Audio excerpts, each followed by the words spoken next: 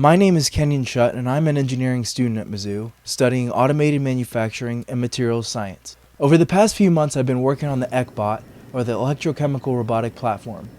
Its purpose is to explore more efficient ways to carry out chemical experiments. Automation is awesome because it's really cheap, eliminates human error, and allows the superpower of AI software to be easily implemented into the manufacturing system. The ECBot is a fully robotic chemist that is designed to do one experiment thousands and thousands of times until the perfect mix of reactant chemicals is found. First, it prepares a specific chemical ratio.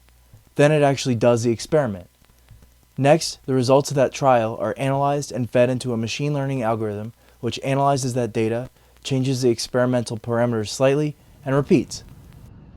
First, the ECBot precisely measures out reactants using custom-designed syringe pumps. Next, the mixture is deposited onto a rotating platform for mixing, processing, and recycling. We designed all kinds of cool hardware for this project, such as these computer fan attachments that stir the solution using magnets. While the solution is being made, a laser prepares the next step. When it's time, another syringe moves the solution from the first platform to the substrate the laser just prepared.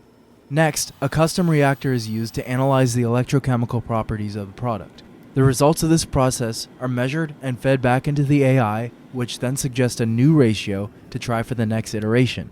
Using AI and automation is really useful because back in the day, we had to rely on human intuition to look for and find sometimes very well-hidden trends.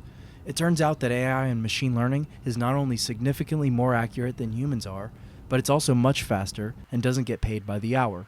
Being part of this project has not only taught me about automation itself, but also about the process of engineering design in general, as I've been on the project from conception all the way to the later stages of development. Thanks for watching, and go Tigers!